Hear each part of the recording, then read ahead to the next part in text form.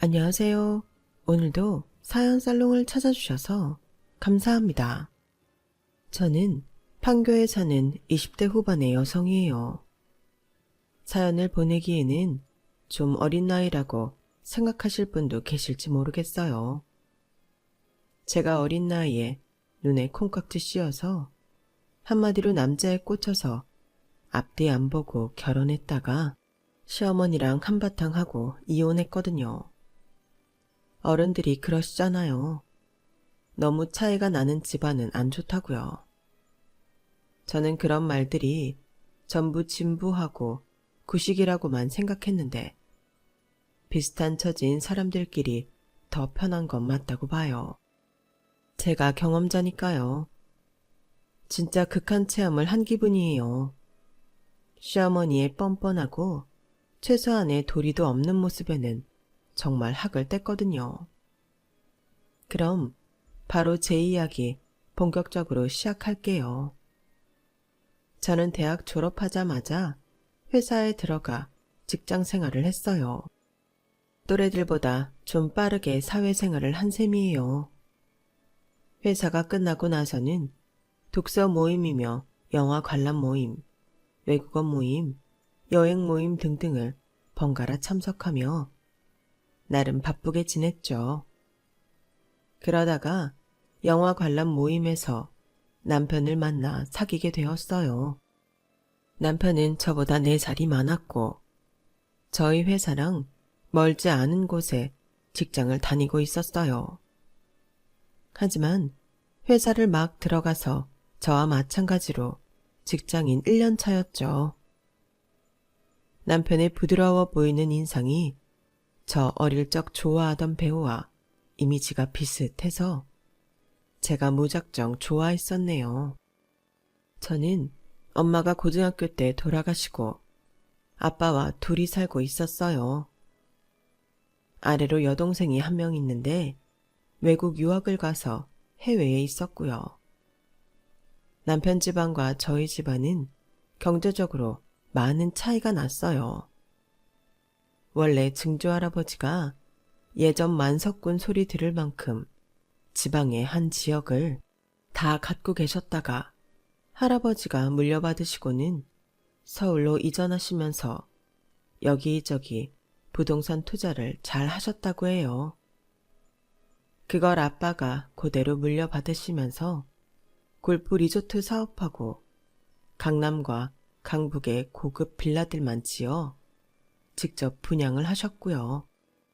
아빠는 어릴 때부터 할아버지 옆에서 보고 배우셔서 그런지 언제 어디에 투자하고 어디에 뭘 지어야 할지 잘 아시더라고요. 돈에 관한 감각이 발달하신 건지 주식 투자도 잘 하셔서 할아버지 때보다 재산을 더 많이 불려놓으셨어요. 아빠가 삼형제 중 둘째인데 큰아버지, 작은아버지랑 같이 재산을 물려받으셨는데도 아빠가 제일 사업을 크게 키우셨어요. 그 덕을 저와 여동생이 아주 톡톡히 보며 살았고요. 아빠는 저희한테 항상 이렇게 말씀하셨어요. 지혜미네, 너희 우리가 부자인 걸 당연하다거나 우리가 잘해서라고 생각하지 마라. 우리는 단지 운이 좋은 거야. 그러니 그만큼 어려운 사람들한테 돌려줘야 하는 법이야. 돈 가지고 사람 판단하거나 차별해서도 안 돼. 아빠의 가르침 덕에 저와 여동생은 어릴 때부터 어린이 재단이나 유기견, 유기묘 단체에 기부도 하고 친구들 사이에서도 돈 가지고 티내지 않으며 원만히 잘 어울리고 살았어요. 어디를 가나 저는 돈 많은 티를 내지 않았음에도 지인들은 제가 돈에 초월한 것처럼 여유로워 보인다고 했어요. 사실 다들 월급에 대한 불만이나 이런저런 생활비 이야기로 힘들다는 말을 할 때는 저는 정말 태평하게 있었거든요. 남편도 저한테 그런 말을 했었어요. 지혜 너는 뭔가 생활이 묻지 않은 것 같아. 딱 봐도 곱게 자란 티도 나고 말이야. 설마 준재벌쯤 되는 그런 집안 딸인가? 에이, 그럴 정도는 아니야. 아빠가 열심히 모으셔서 남들보다 좀 여유 있게 살았던 거지 뭐. 하지만 남편이 처음 우리 집에 왔을 때 눈이 커지더니만 입을 딱 벌린 채 말을 못 하더라고요. 집 평수도 그렇고 거실 밖으로 보이는 뷰도 좋아서 그런가 보다 했는데 남편이 엄청 놀란 이유를 남편 집에 가보고 그때 알았어요. 남편 집은 제가 가보았던 친구들 집보다도 소박했어요. 시어머니 혼자 남편하고 시누이 키운다고 절약하며 살았다길래 그런가 보다만 했죠. 그리고 무슨 이유에서인지 남편은 자기 아버지에 대해서는 말을 잘 못했어요. 어머님이 아버님은 일 때문에 해외에 떨어져 사신다고 하셨는데 결혼식 때는 오실 수 있는 거야? 아마 못 오실 거야. 미안한데 그건 내가 차차 이야기하면 안 될까? 실은 엄마가 지금은 말하지 말아달라고 하시네. 왜? 혹시 무슨 안 좋은 일에 연관되신 거야? 돌아가신 건 아니라며. 오빠가 그렇게 말하니 더 궁금하긴 하다. 나쁜 일 하신 건 절대 아니고 진짜 나중에 얘기해 줄게. 지금은 좀만 참아주라. 남편이 하도 간곡히 부탁을 해서 저는 더 이상 묻지 않았어요. 나쁜 일이 아니라는 것도 사실인 것 같았고요. 나중에 알게 된 거지만 시아버지는 시어머니한테 질려서 나가버린 거였어요. 이혼도 해주지 않는 시어머니 때문에 엄청난 진흙탕 싸움 끝에 법정 이혼을 하셨다고 해요. 그 후로는 연락도 잘 안 한다는 걸 저 이혼 무렵에 알았네요. 그런데 아빠는 저한테 꼭 남편하고 결혼해야겠냐고 물으셨어요. 왜? 오빠네 집이 너무 평범해서 그런 거야? 아빠 전에는 우리한테 사람 돈 보고 판단하지 말라고 했잖아. 그런 걸로 차별하면 안 된다고 했으면서 뭐가 마음에 안 드는 건데? 뭐라 딱 집어 말할 수는 없는데 네 시어머니 자리가 보통 아니게 생겨서 그래. 아빠는 그래도 집 짓고 리조트도 하면서 많은 사람을 만나봤잖니. 반은 관상장이 다 됐다. 아빠도 참 그런 거 선입견 아니야? 그리고 내가 오빠랑 살지 시어머니랑 사나. 아빠 반대하는 이유가 그거면 나는 납득 안 되는데? 당시 저는 남편한테 꽂혀서 좀 제정신이 아니었던 것 같아요. 왜 사랑에 빠지는 도파민 분비도 뇌에 중독 도파민 나오는 데랑 같은 데라고 하잖아요. 제 경우가 딱 그랬지 않나 싶어요. 그럼 아빠 재산이 어느 정도인지 그런 건 자세히 말하지 마라. 어차피 네 남자친구가 집에 와봐서 어느 정도 살 거라 예상은 하겠지만 우리 집 자산이 얼마인지 알려지는 건 좀 내키지 않는구나. 아빠는 아무래도 시어머니가 신경 쓰였던 모양이었어요. 저는 그런 말씀까지 반박할 수는 없어서 알겠다고 했어요. 사실 제 속내는 저희가 남편 집에 비해 꽤 재산이 있다는 걸 알면 남편이 너무 열등감에 빠질까봐 말하지 않으려고 했던 거였고요. 안 그래도 남편이 제가 시댁 인사를 다녀온 뒤부터 자꾸 제가 자기랑 시댁을 어떻게 생각하는지 물어봤어요. 지혜 니네 생각보다 너무 잘 사는 것 같아. 그에 비해 우리 집은 너무 초라해서 장인어른 보시기에도 안 좋을 것 같네. 우리 결혼에 대해 뭐라고 안 하셔? 뭘 뭐라고 하셔. 그냥 둘이 잘 살라고 하시지. 그런 거 없으니까 너무 걱정하지 마. 남편의 열등감은 그것뿐만이 아니었어요. 남편이 워낙 여유가 없다고 해서 신혼집을 제 앞으로 된 아파트로 하자고 했어요. 남편은 짐을 덜었다며 좋아했지만 얼마 안 가 또 마음 안 좋다며 속을 털어놓더라고요.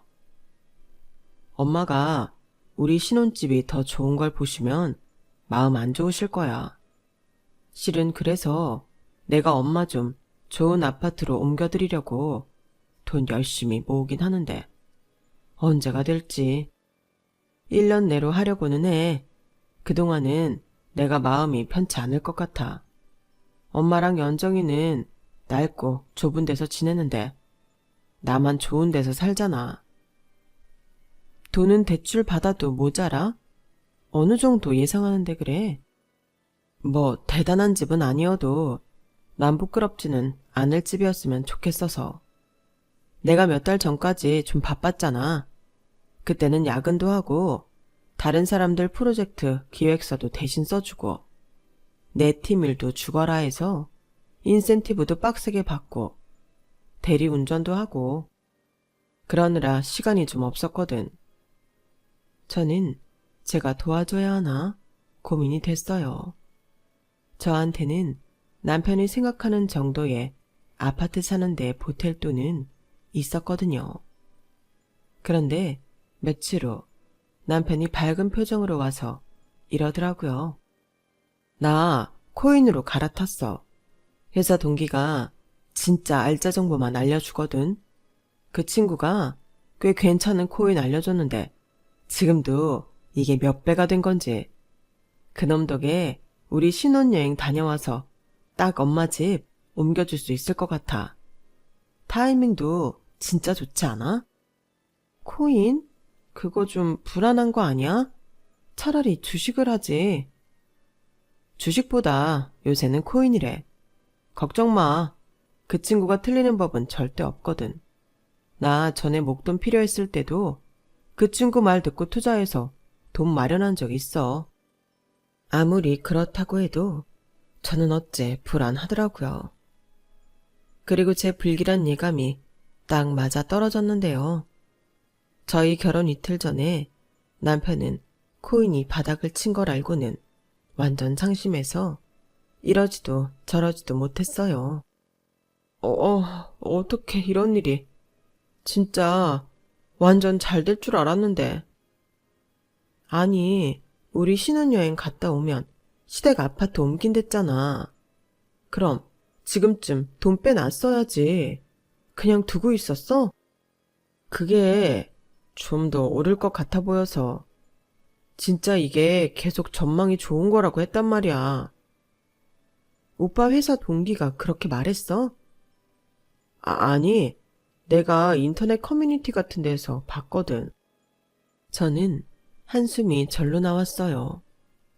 남편 회사 동기는 이미 예전에 다른 코인으로 갈아타서 손해를 보지 않았다는데 남편은 엉뚱한 글들을 보고 욕심을 내다가 본전도 못 찾은 거더라고요. 아, 정말 어떡하지? 엄마랑 연정이 새 아파트 이사 갈 생각에 완전 부풀어 있을 텐데. 이걸 어떻게 말해.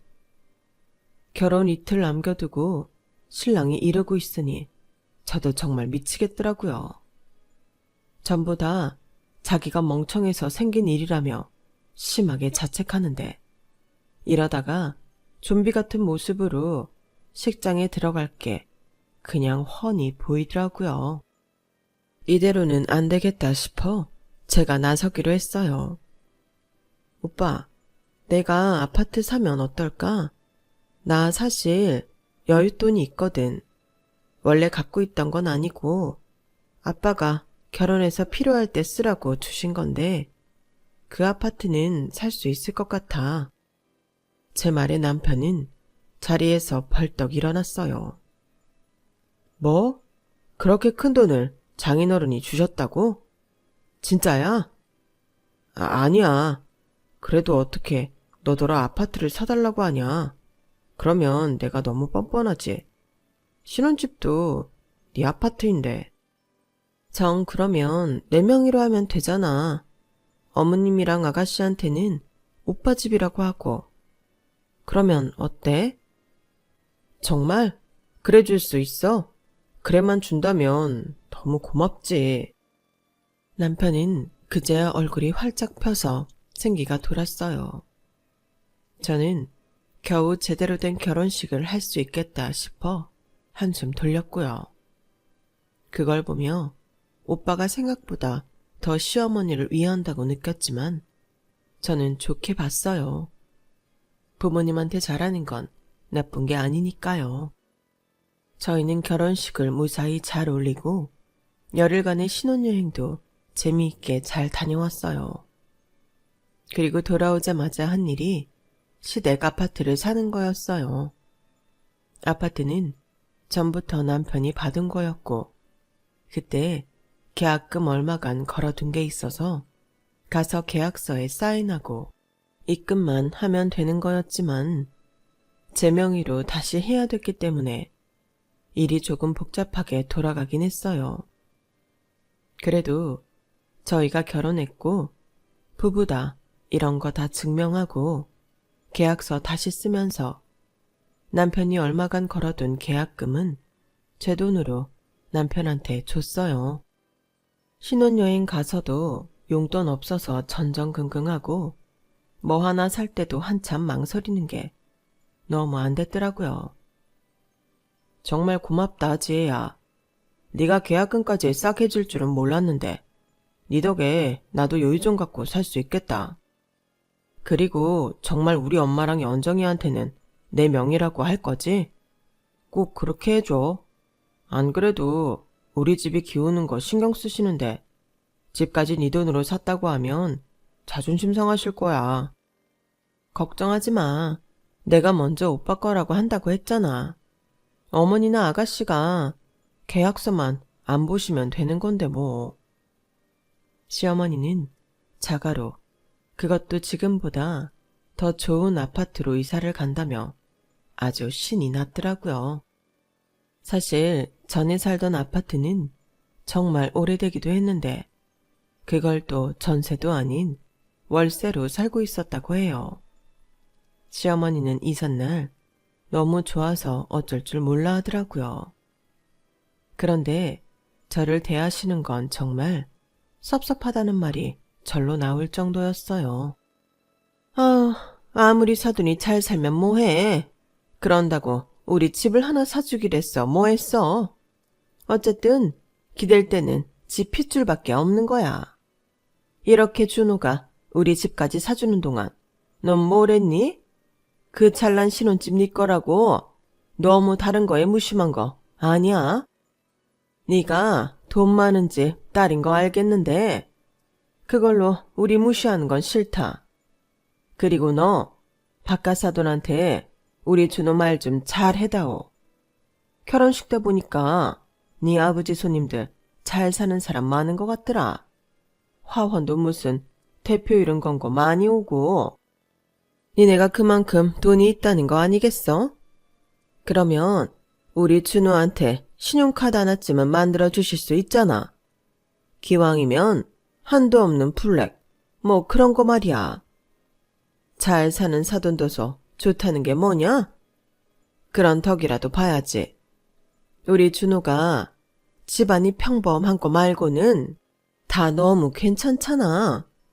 애 잘생겼지, 키도 크지, 성격도 좋지. 너도 그래서 우리 준호 좋다고 결혼한 거잖아. 이 정도로 괜찮은 사위 얻으셨으면 그런 거 하나쯤 해주실 배포는 있어야 말이지. 시어머니가 너무 대놓고 우리 아빠한테 뭘 해달라고 하니 저는 말문이 막혔어요. 어쩌면 아빠가 시어머니를 평가한 게 맞을지도 모르겠다는 생각이 들었어요. 저는 그때 되도록 오랫동안 친정재산에 대해서는 정확히 말하지 말아야겠다고 다짐했네요. 그 후로도 시어머니는 노골적으로 저한테 뭘 해달라고 하시더군요. 언젠가는 시어머니가 충분히 할 수 있는 장 보는 것까지 제 카드로 내달라는데 솔직히 열받더군요. 그때는 정말 그 아파트 남편이 산 거 아니고 내가 샀고 내 명의라는 말이 목구멍까지 올라오더라고요. 그래도 내 남편 체면을 생각해서 꾹 참았죠. 또 시어머니 성격을 보니 제 아파트라고 하면 그걸 갖고 유세 떠는 거냐며 적반하장으로 나올 게 뻔해서 말 안 하기도 했고요.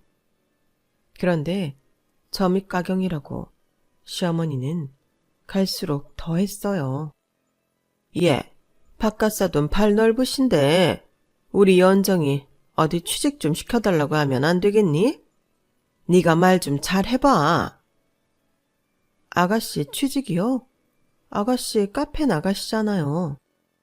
시집 잘 가려면 카페 갖고 되겠어? 번듯한 직장 다녀야 그래도 좀 짭짤한 사위 얻을 거 아니냐. 돈도 되고 말이야. 시어머니는 사위 얻는 걸 무슨 장사처럼 말하더라고요. 그걸 보고 저를 어떻게 생각할지도 알겠더군요. 저희 아빠가 어떻게 아가씨 취직을 시켜주시겠어요? 아가씨가 원하시는 일 자격증 따서 하시면 될 것 같은데요. 그러려면 시간이 많이 걸리잖아. 네 신우다. 신경 좀 써. 아니 자식이 돼가지고 아빠한테 그런 거 하나 말을 못해? 너도 참 어떻게 그렇게 꽉 막혔니? 말하는 게 정말 이상하지 않나요? 저한테 신우 취직 자리를 맡겨놓은 것처럼 구는 것도 그렇고 아빠가 무슨 자기네 책임져야 되는 사람인 양 말하는 것도요. 아가씨는 학교 다닐 때도 자기 하고 싶은 일 아니면 안 했다고 하더라고요. 대학도 겨우 시어머니가 머리 짜내서 무슨 특별 전형으로 잘 알려지지 않은 데에 넣었는데 그마저도 학점을 제대로 못 받아 유급하고 난리도 아니었대요.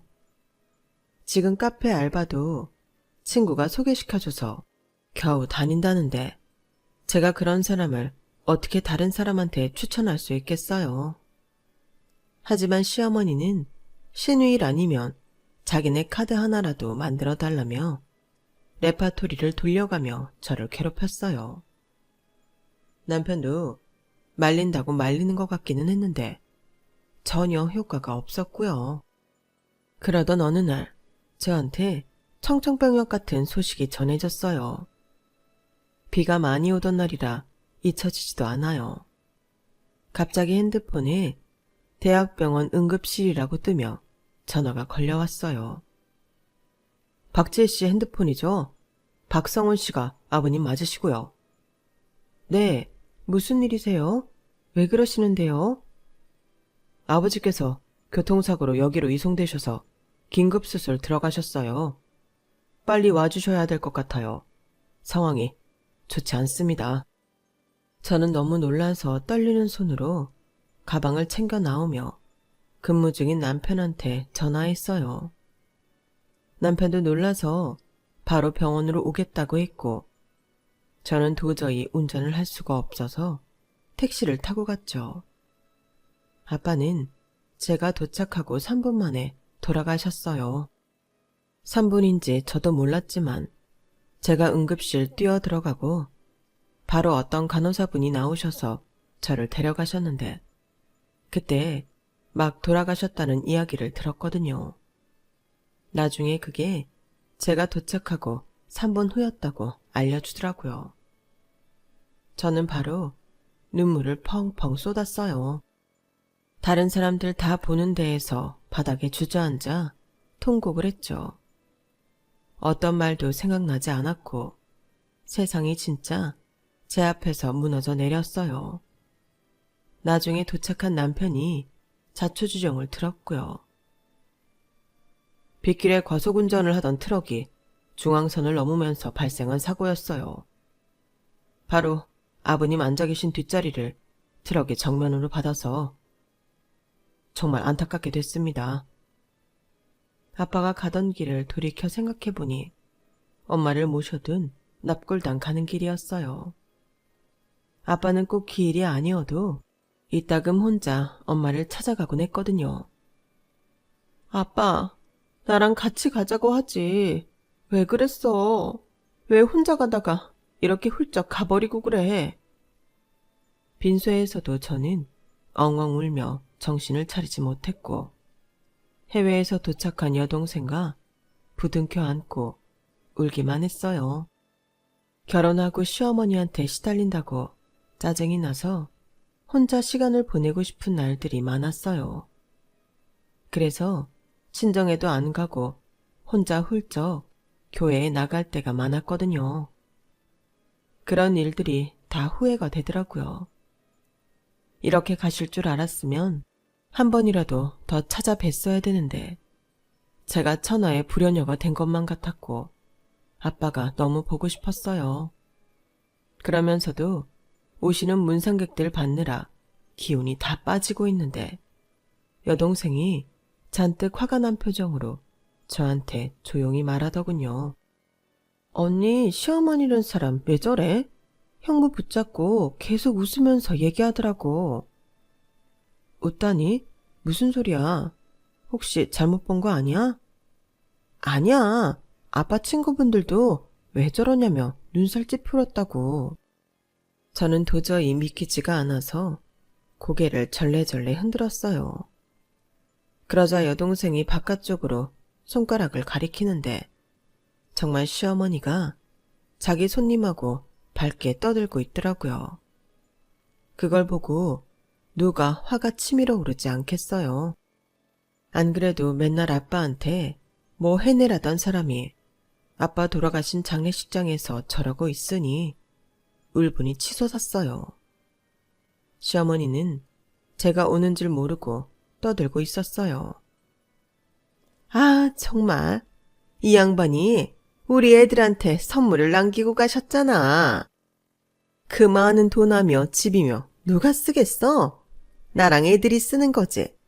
이래서 사돈은 있는 집하고 맺어야 된다니까. 안 그래? 시어머니 지인들은 제가 오는 걸 보고 입을 다물었어요.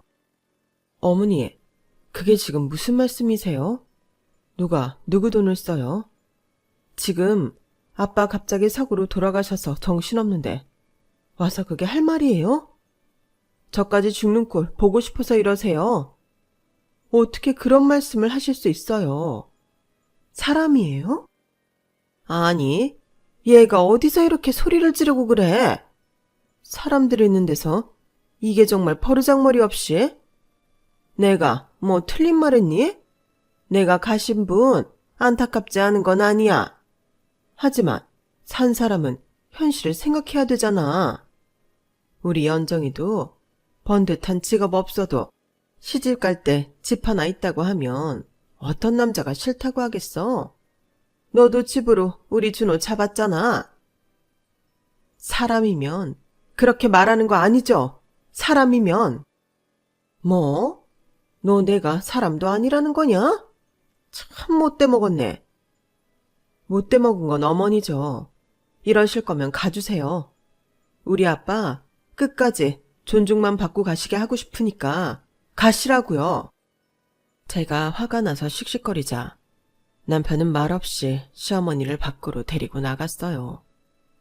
상황이 정리된 후 남편은 불쾌한 표정으로 이러더라고요. 아무리 그래도 엄마한테 그렇게까지 말을 해야겠어. 네가 힘든 거 이해하는데 그래도 도리는 지키자. 저는 남편 말에 헛웃음밖에 나오지 않았고 경멸하는 눈초리로 남편을 노려봤어요. 그러자 남편은 비겁하게 제 얼굴을 피하더라고요. 저는 남편이고 시댁이고 이대로는 못 살겠다고 장례식 내내 생각하며 돌아가신 아빠한테도 속으로 용서를 빌었어요. 아빠 말씀 한 번만 더 새겨듣고 결혼하지 말았어야 했다고요. 아빠가 사람 보는 눈을 제가 너무 가볍게 여겼다고요. 저는 그 뒤로 남편을 단 한 번 제대로 쳐다보지 않고 납골당까지 갔어요. 남편은 자기가 말 실수했다고 생각했는지 제 눈치를 보더군요. 하지만 여동생도 남편이 저한테 한 말을 들었기에 쌀쌀 맞게 대하니 남편은 이러지도 못하고 저러지도 못했어요. 장례식을 마치고 겨우 집에 와서 쉬는데 이번에는 아빠 아파트 관리실에서 전화가 오더군요. 박지혜님이죠? 박성호님 딸이요. 여기 지금 어떤 분이 오셔서 아파트 들어가야겠다고 우기시는데 무슨 일인지 알 수 있을까요? 친정집은 보안이 철저한 곳이라 관리실 직원들이 모르는 얼굴은 마음대로 드나들 수 없었어요. 방문객들도 일일이 확인하고 입주민과 통화 후 들여보냈고요. 이럴 시기에 아빠 집에 누가 들어가겠다고 하는지 몰라서 어리둥절하더군요. 친척 중에도 그럴 사람은 없었거든요. 혹시 큰 집에서 오신 건가 하고 물어봤지만 아니었어요. 웬 여자분이세요? 자기가 사돈이라고 여기서 살기로 했다는데요. 저는 그 순간 말 그대로 뚜껑이 완전히 열렸어요. 전화를 끊고 아빠 집으로 갈 준비를 하면서 남편한테 말했어요. 부들부들 떨리는 걸 겨우 참고서요. 어머니가 우리 아빠 집에서 살겠다고 들여보내달라고 관리실에 강짜를 부리나 본데 이거 어떻게 생각해? 엄마가? 아유, 좀 시간 지나고 나서 하시지. 성격이 급하셔서. 뭐야 그 말은? 시간이 지나고 나면 우리 아빠 집에서 어머니가 살아도 된다는 말이야? 아니 그것보다 어떻게 그걸 그렇게 당연하게 생각하지? 근데 너도 잘 생각해봐. 이제 우리 집안의 어른이라고는 우리 엄마밖에 없는데 장인어른 물려주신 거 우리 엄마가 써도 되는 거잖아. 아, 너 그런 식으로 생각하고 살았구나, 여태까지. 너라니, 너 갈수록 가관이다. 당장 사과해. 앞만 편해도 그렇지. 나 너보다 나이 많아. 나이값도 못하는 게 어디서 어른 대접 받으려고 해. 너 당장 짐 싸. 이 집에서 나가라고. 뭐? 그게 무슨 소리야. 너랑 안 산다고. 이혼이야. 나 진짜 니네 집구석 지긋지긋해. 내가 왜 이런 대접을 받고 살아야 해?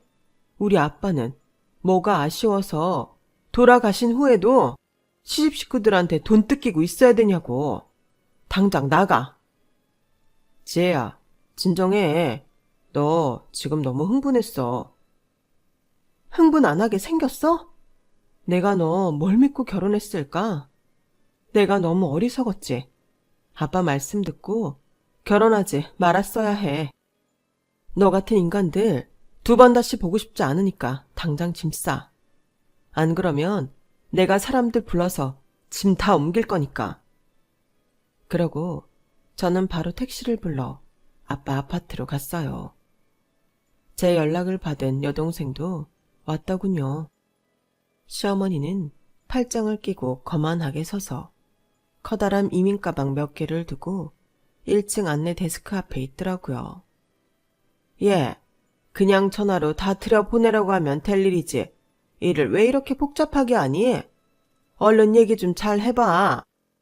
이봐요, 관리인 총각. 앞으로는 내가 여기 입주민 될 건데 사람 이렇게 홀대하는 거 아니에요? 내가 그러면 총각이 곱게 보이겠어? 사람 파악하면서 딱딱하게 굴어야지. 저는 시어머니를 무시하고 관리실 직원한테 말했어요. 지금 바로 경비나 경찰 불러주세요. 거주지 침입죄로 신고할게요. 뭐? 뭐라고? 침입죄? 너 지금 그게 무슨 소리냐? 댁이 남의 집 들어가겠다고 소란 피웠잖아. 그러니까 신고한다는데 왜? 뭐가 잘못됐어? 너 며느리라는 게 1년 동안 내가 그렇게 말했건만 배운 게 하나도 없구나. 지금 그게 남 앞에서 시애미한테 할 소리야? 나 너 같은 시어머니 둔 적 없어. 더는 같은 공간에서 숨도 쉬고 싶지 않아.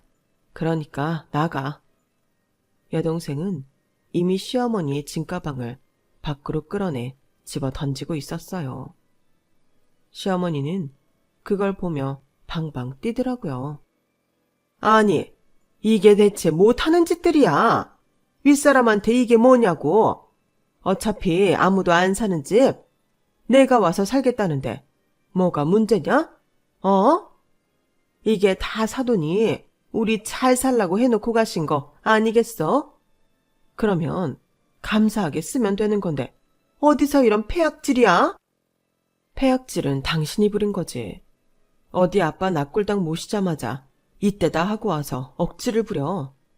나 당신 아들이랑 이혼할 거야. 그러니까 당신 바로 집에 가서 짐부터 빼는 게 좋을걸? 아니, 내 아파트, 내 아들이 사준 집에서 내 짐을 왜 빼냐? 네가 뭔데 내 아들 집까지 마음대로 하겠다는 거야? 그게 당신 아들 집인지 똑바로 보는 게 좋을걸? 저는 시어머니 얼굴에 부동산 계약서를 집어 던졌어요. 제가 돈을 다 지불한 제 명의로 된 계약서였죠.